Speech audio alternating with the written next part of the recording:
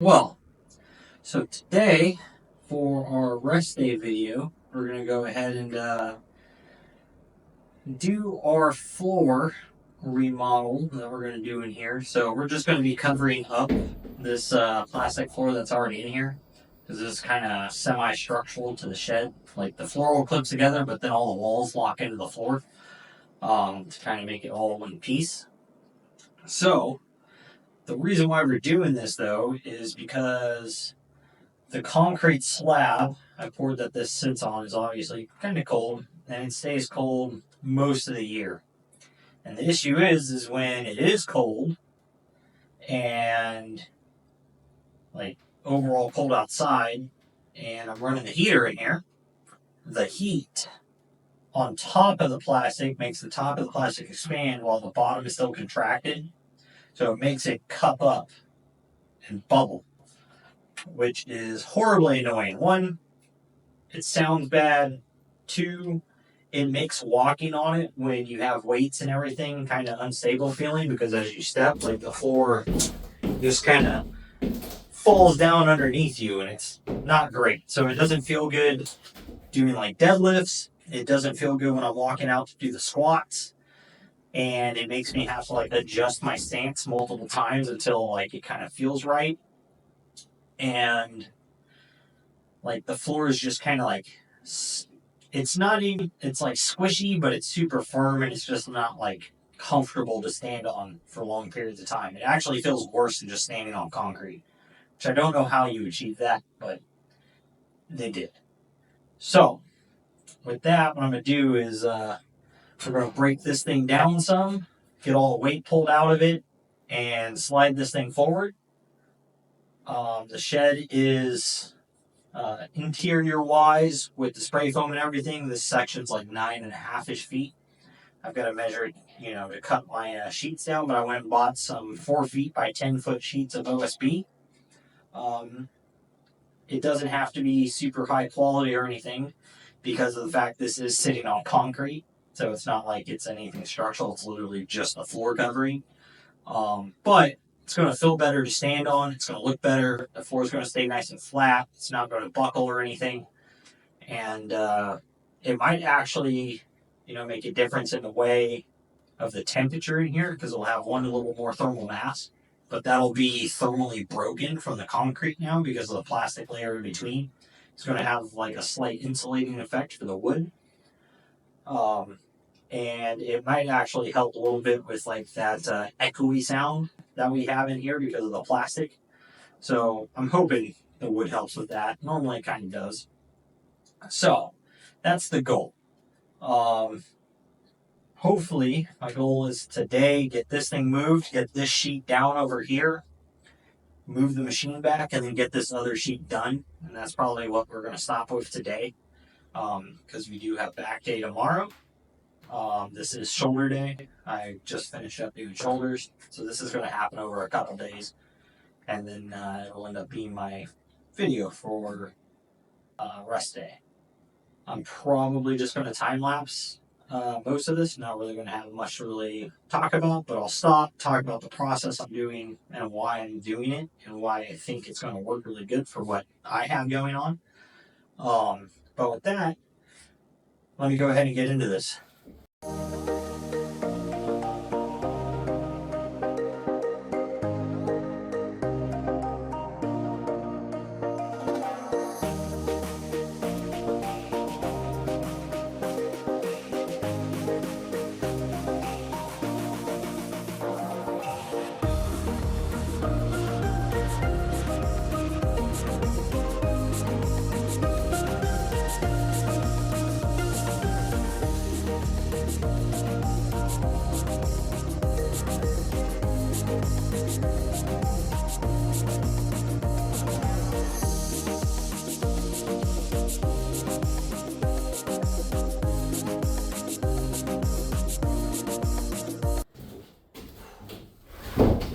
Woo!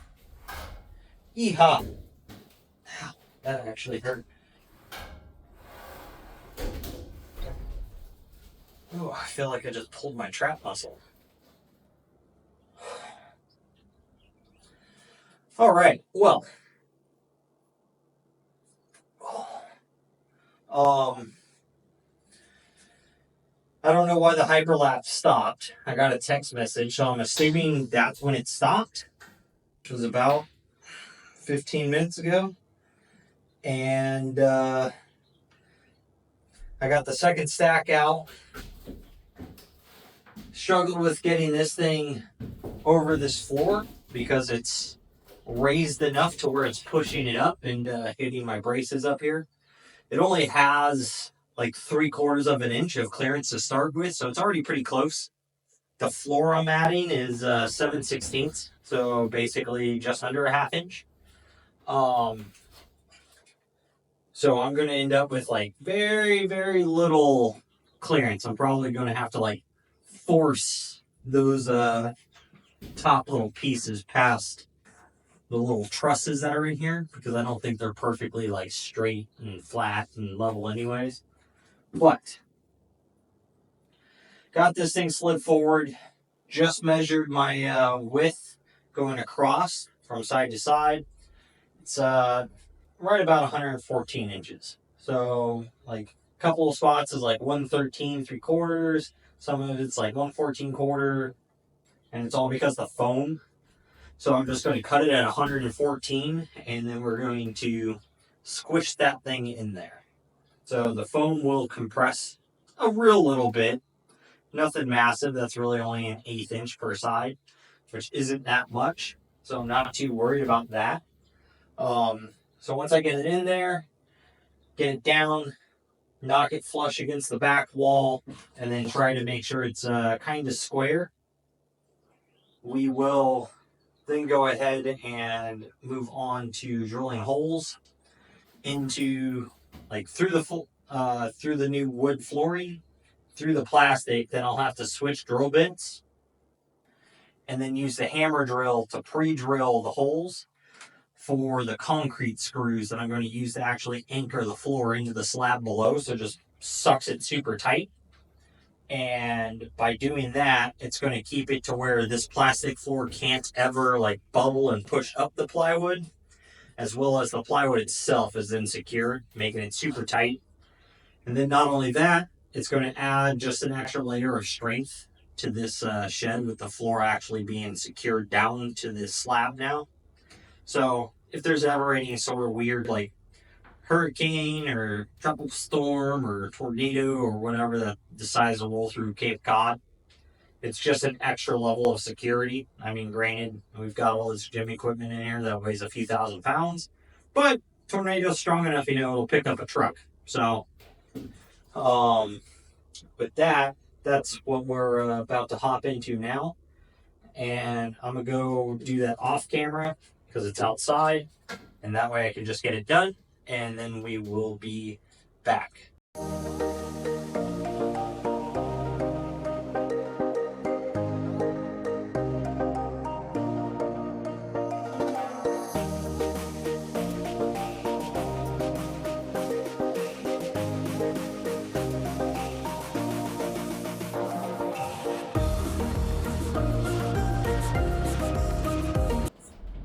Holy cow. So, just noticed the camera stopped again, and I figured out why it's stopping. The setting that I thought was for like how often it takes a picture in time lapse, I thought it is like 10 frames a minute, is 10-minute timer on how long a time lapse is for. So, that explains why now I'm missing a big chunk of time lapse. But, struggled with this thing for, I don't know, a good half an hour.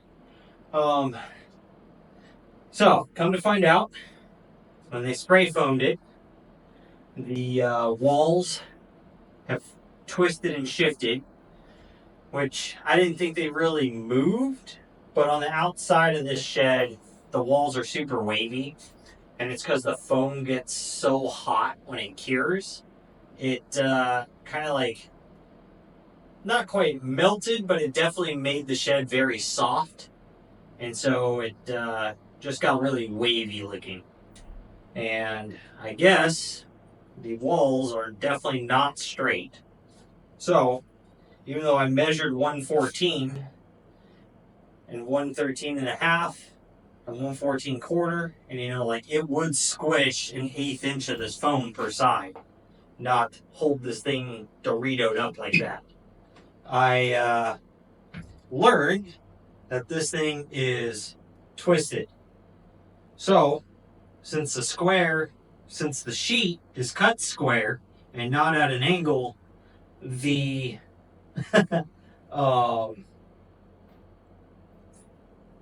shed does not like the fact that this is square. So it's kind of fitting a square inside of a triangle situation. So that definitely makes things quite a bit more annoying, but whatever. We'll work around it. It's not the first time I've had to do things on crooked floors. It does make putting the sheets in this thing a lot harder now. I wish I would have just done these long ways, not knowing that this was that much out of square. It's like a couple inches. So it is going to make cutting the rest of the sheets and then butting nicely a really big pain in the butt. So I'm probably just going to cut them a little small, and the edges might just look a little bit like junk, but at least the floor itself, where we're training and everything, it's going to be nice, flat, clean material. So that's what really matters most. Then we'll probably come through, maybe stain this or paint it or something. But that is already going to look a whole lot better. I haven't even screwed this thing down yet, but it is nice and solid. So that makes me very, very happy. I'm going to go ahead and slide this thing back into place. And I don't know if I'm going to do anything more today. I mean, I need to go eat before I do anything else because I still haven't eaten a second meal yet. But we are looking a whole lot better. So with that, I'll bring you back to the next time lapse.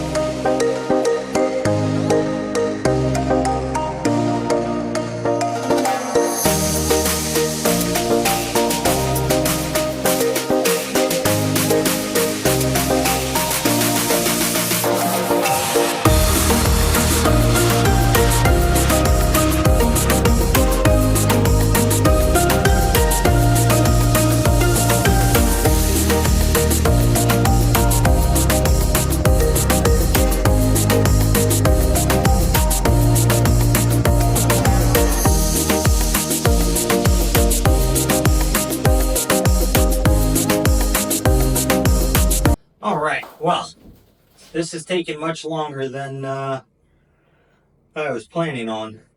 I was not expecting to have to disassemble this thing and everything else to slide it forward, slide it back. The struggle with the fact the walls are crooked, the foam's not even, just things are adding up. So, that, I've been at this now for just about 4.5 hours. So, it's getting late. It's just about 8 o'clock. It's actually supposed to start raining like right now. So I gotta go get the rest of my OSB out of the bed of the truck and get it underneath a tarp, put away. That way it's not sitting out in the rain, because this stuff will swell up and get all nasty if it gets wet. So we got to avoid that. So with that, guys, that's going to be where I'm ending off today, but not the end of this video.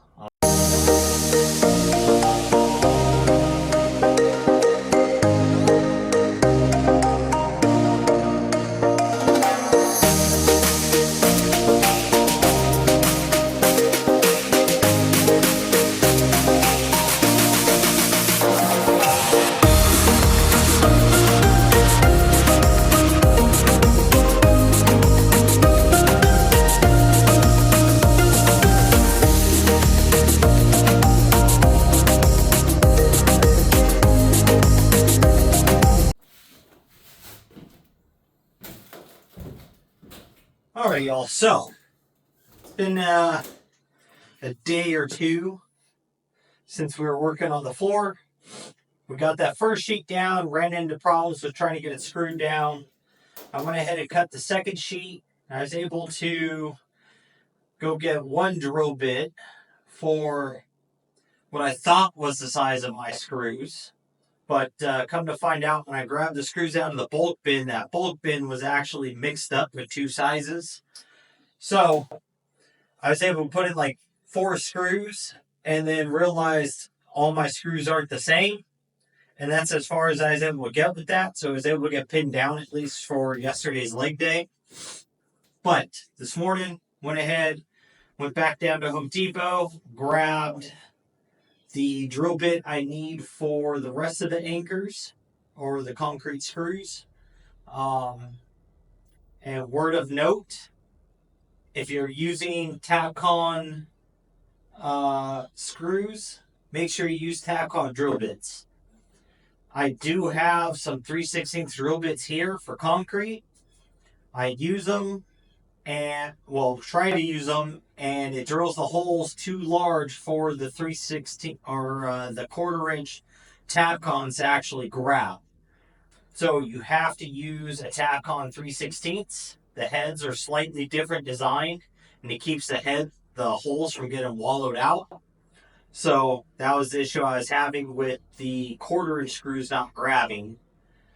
And then the 3/16 screws I have are the ones that I had to grab the other drill bit for, that only had a handful of. But with that, I'm going to go get the next sheet cut, and I'll get you guys tossed back into another time lapse.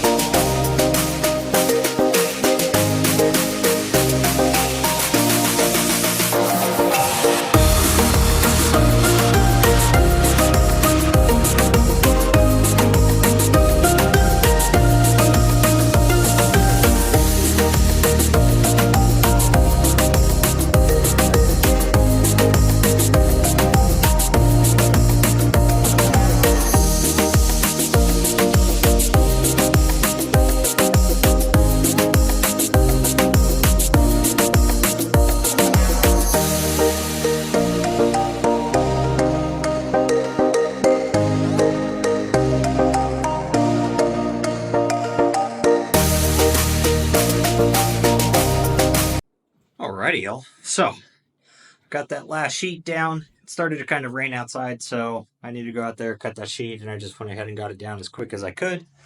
Get this all taken care of. So, did that, cleaned up, got all the stuff in here that doesn't need to be in here except for this square put away. and then kind of reorganize stuff a little bit. So, real fast though. Look at this. Nice flat floor. So these gaps are actually because the foam thickness changes along the edge of the wall. So it kind of is what it is. Can't control that. But we got, functional trainer over here.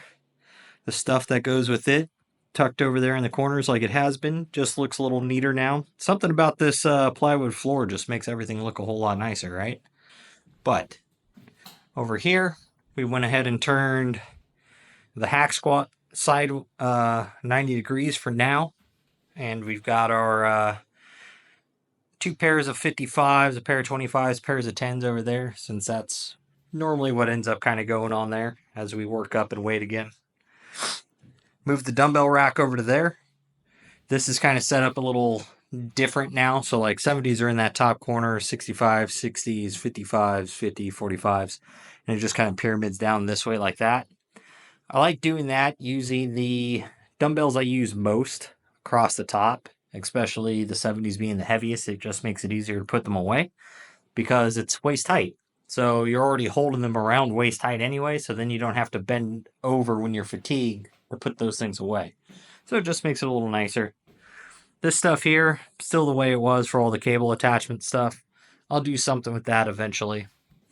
But for now, this is the way the gym's going to be a little set up. Nothing too special, but hey, you know what? It keeps me working out, right? So that's all that really matters. We're making gains with it. And I should have enough room in here to turn that hack squat sideways again and be able to put the one last machine I do want to get put in here, which is going to be a leg extension, leg curl combo machine. And then here in the center area, I'll still be able to deadlift and everything like normal. The only thing I have to go do now is go pick up a horse stall mat. They're 4 foot by 6 foot. I'll cut that thing in half, so it'll be 4 by 3. And I'll go ahead and put that thing down as basically just a little protection for this OSB when I'm deadlifting, so it doesn't just punch holes in it. Right off the rip, it'll give it some cushion. Granted, the floor is also going to give it some cushion and help keep it from just getting completely like slammed right away. And it is on top of concrete, so over time it'll break down, but I'm not too worried about it. The plastic floor has already got divots and stuff in it from deadlifting. But with that, guys, we're able to come across a few issues that we had. Come to find out, if you're using Tapcon stuff, like I said earlier, make sure you use Tapcon drill bits. Because if you're using a standard 3/16 drill bit for a 1/4 inch Tapcon, it don't work. It just wallers out the hole a little too much, and she don't bite anything. So after I got all that stuff kind of figured out, done with, was able to kind of blow through this, accepted the fact that my edges aren't going to look nice, and just cut them to fit versus, cutting them to be precise, because it's just not worth the extra time to cover up that extra inch in the edges. Sure, it'll probably collect dust or whatever, but you know what? It is what it is. I'll hit it with the leaf blower like I already do. It'll be no problem. So, with that, that's where I'm going to leave this video off at. And that is our current gym upgrade there. So, make sure you're out there working towards your goals, getting your stuff done, and most of all, just don't be a lazy fuck.